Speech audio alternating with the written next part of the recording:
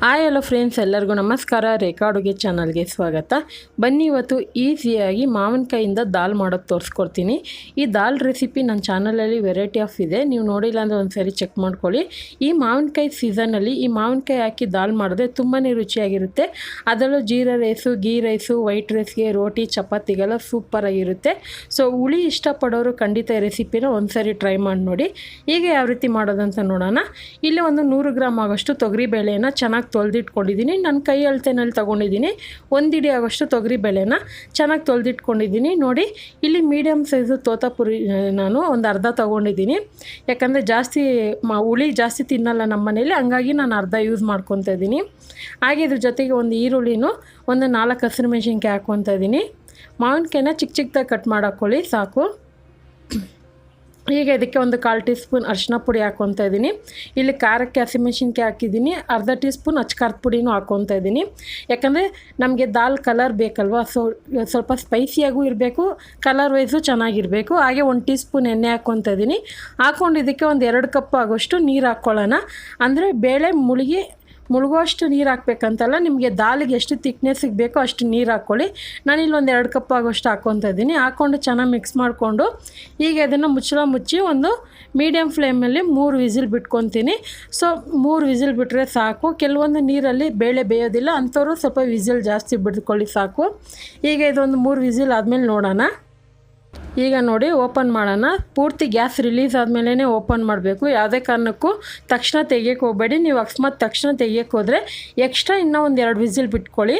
ಈಗ ಇದನ್ನು ನೋಡಿ, ನೀರು ಹಾಕಿರೋದು ಕಡಿಮೆ ಆಗಿದೆ.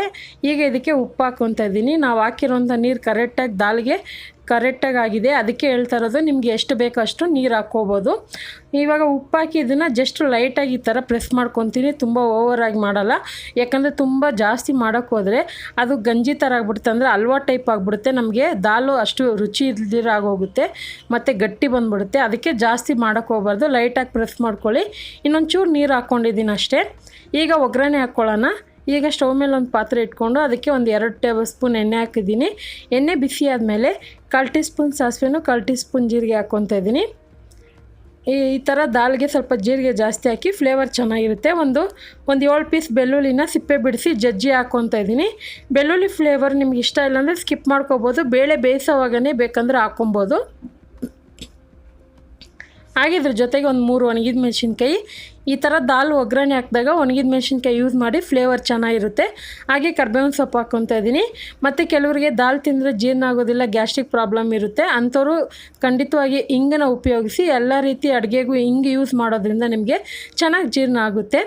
ಈಗ ನೋಡಿ, ಒಗ್ಗರಣೆಲ್ಲ ಆದಮೇಲೆ ನಾವೇನು ಬೇಳೆನ ಬೇಯಿಸಿ ಮಸ್ತಿಟ್ಕೊಂಡಿದ್ರು ಅದನ್ನು ಹಾಕ್ಕೊತಾ ಇದ್ದೀನಿ. ಸ್ಟವ್ ಉರಿ ಕಡಿಮೆ ಇಟ್ಕೊಳ್ಳಿ. ಜಸ್ಟ್ ಇದೊಂದು 2 ನಿಮಿಷ ಕುದಿಸಿದ್ರೆ ಸಾಕು, ತುಂಬ ಕುದಿಸ್ಬೇಕಂತೇನಿಲ್ಲ. ನಿಮಗೆ ಸ್ವಲ್ಪ ತೆಳ್ಳಗೆ ಬೇಕಂದರೆ ಮಾತ್ರ ನೀರು ಸ್ವಲ್ಪ ಜಾಸ್ತಿ ಹಾಕ್ಕೊಂಡು ಕುದಿಸ್ಕೋಬೋದು. ನೋಡಿ, ನಾನು ಅದೇ ಕುಕ್ಕರ್ಗೆ ಒಂದು 1/4 ಕಪ್ ಆಗೋಷ್ಟು ನೀರು ಹಾಕ್ಕೊಂಡು ಅದನ್ನು ಯೂಸ್ ಮಾಡ್ಕೊತಾ ಇದ್ದೀನಿ. ಯಾಕಂದರೆ ಪೂರ್ತಿ ಗಟ್ಟಿ ಇದನ್ನು ಅಷ್ಟು ಚೆನ್ನಾಗಿರಲ್ಲ, ಒಂದು ಮೀಡಿಯಮ್ ಆಗಿರಬೇಕು. ಈಗ ಇದನ್ನು ಉಪ್ಪು ಖಾರ ಚೆಕ್ ಮಾಡ್ಕೊಳ್ಳಿ. ನಾನು ಆಲ್ರೆಡಿ ಬೇಳೆ ಮಸಿಯವಾಗೇ ಉಪ್ಪು ಹಾಕ್ಕೊಂಡಿದ್ದೆ, ನೋಡ್ಕೊಂಡು ಹಾಕ್ಕೋಬೇಕು. ಮತ್ತು ಇದು ಯಾವುದೇ ರೀತಿ ನಿಮಗೆ ಸಾಂಬಾರು ಪುಡಿ ಅದೇನು ಯೂಸ್ ಮಾಡೋದಿಲ್ಲ. ಬೇರೆ ಇದು ದಾಲ್ಗೆ ಹಸಿಮೆಣ್ಸಿನ್ಕಾಯಿ ಖಾರ ಇರುತ್ತೆ, ಒಗ್ಗರಣೆ ಫ್ಲೇವರ್ ಇರುತ್ತೆ.